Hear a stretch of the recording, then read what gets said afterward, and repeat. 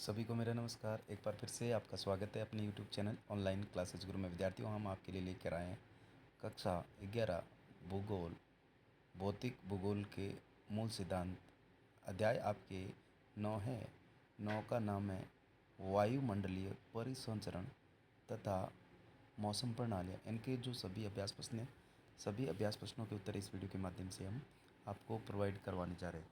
तो देख सकते हैं ये बहुविकल्पीय जो प्रश्न है, यहाँ पर देख लीजिएगा। देख सकते हैं आप जो यहाँ पर ये जो देख लीजिएगा, इसके जो प्रश्न हैं, प्रश्नों के उत्तर पूरे के पूरे। तो यहाँ पर हम देखेंगे ये जो बहुविकल्पीय प्रश्न। पहला प्रश्न, यदि धरातलीय वायु दाब 1000 MB है तो धरातल से 1 किलोमीटर दूर ऊपर वायु दाब कितना होगा? तो इसका उत्तर होगा सी, 900 MB। नेक्स्ट देखिएगा। नेक्स्ट 2 नंबर प्रश्न है, अंतर उष्णकटिबंधीय अभिसरण क्षेत्र सामान्यतः कहाँ बनता है? तो 4 ऑप्शन है, जिसमें आपके ए ऑप्शन दे रखा भूमध्य रेखा के पास, ये इसका उत्तर है। नेक्स्ट देखिएगा। नेक्स्ट यहाँ पर हम देखेंगे प्रश्न संख्या 3। प्रश्न विद्यार्थियों 3 है, उत्तरी गोलार्ध में निम्न दाब के चारों ओर पवन की दिशा कैसी होती है?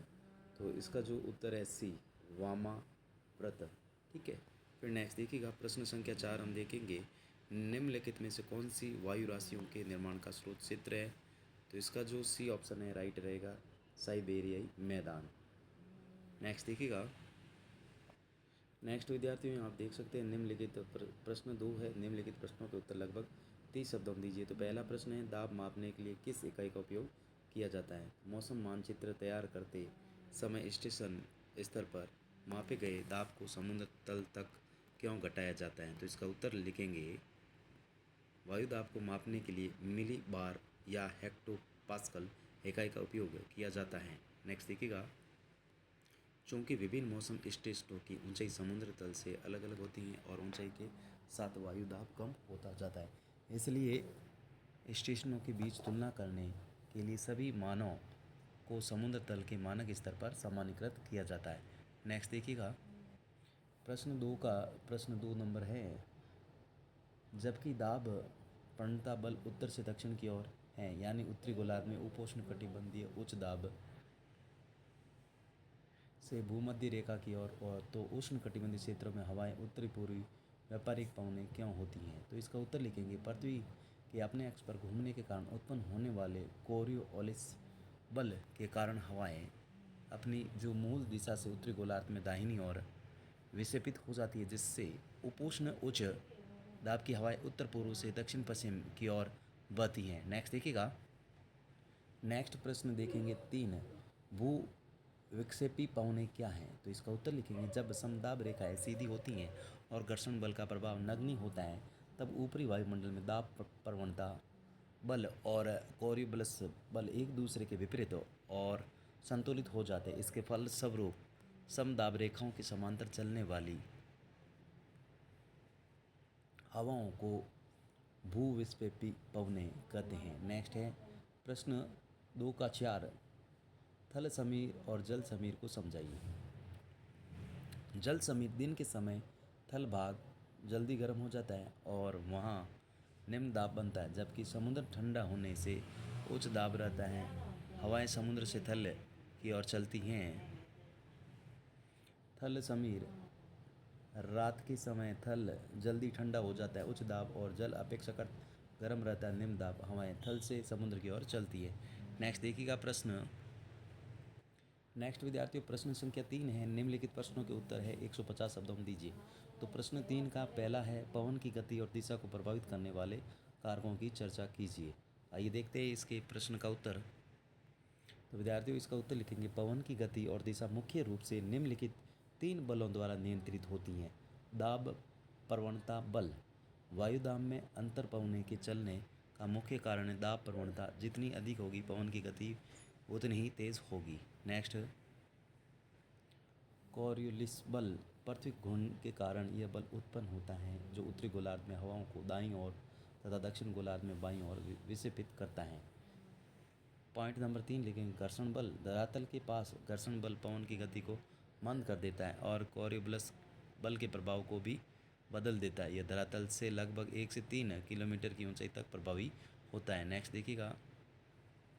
तो विद्यार्थियों, जिन्होंने चैनल को सब्सक्राइब नहीं किया तो प्लीज़ चैनल को सब्सक्राइब कीजिएगा, वीडियो को लाइक कीजिएगा, वीडियो को शेयर कीजिएगा, ताकि मेरे चैनल पर जो वीडियो अपलोड हो आपके पास नोटिफिकेशन पहुंच सके। इस नोटिफिकेशन के माध्यम से अपना सारा संपूर्ण हल कर सके। तो प्लीज़ वीडियो को लाइक कीजिएगा और चैनल को सब्सक्राइब कीजिएगा। प्रश्न 3 का 2 नंबर है, यहाँ पर देख सकते हैं। ग्लोब पर वायुमंडल के सामान्य परिसंचरण को दर्शाने वाला एक सरल आरेख बनाइए। उपोष्ण कटिबंधीय उच्च दाब 30 डिग्री एन और एस अक्षांश के निर्माण के संभावित कारण क्या है? तो इसका उत्तर है वायुमंडल का सामान्य परिसंचरण भूमध्य रेखा पर गर्म हवा उठती है, निम्न दाब और ऊपर जाकर ध्रुवों की ओर बहती हैं। लगभग 30 डिग्री अक्षांश पर ठंडी होकर यह नीचे बैठती हैं, उच्च दाब बनाती हैं, जहाँ से धरातल पर व्यापारिक पवनें और पछुआ पवनें चलती हैं।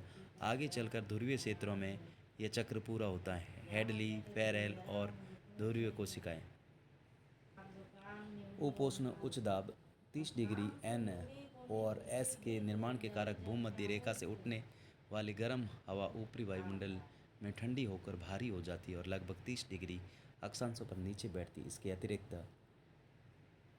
पृथ्वी के घूर्णन के कारण हवाओं का संचयन भी इस उच्च दाब पेटी के निर्माण में सहायक होता है। प्रश्न 3 प्रश्न उष्णकटिबंधीय चक्रवात समुद्र पर क्यों उत्पन्न होते हैं? उष्णकटिबंधीय चक्रवात के किस भाग में मूसलाधार वर्षा और उच्च वेग की हवाएं चलती हैं और क्यों? तो इसके उत्तर लिखेंगे। समुद्रों पर उत्पत्ति का कारण उष्णकटिबंधीय चक्रवातों को ऊर्जा मुख्य रूप से गर्म महासागरीय जल तापमान 27 डिग्री सेल्सियस से अधिक से वाष्पीकरण और संघनन की गुप्त ऊष्मा के रूप में मिलती हैं। थल पर पहुंचने पर यह ऊर्जा स्रोत समाप्त हो जाता है। मूसलाधार वर्षा, उच्च वेग वाली हवाएं, यह स्थिति चक्रवात की आँख के चारों ओर की दीवार क्षेत्र में पाई जाती हैं। नेक्स्ट, कारण इस क्षेत्र में वायु अत्यधिक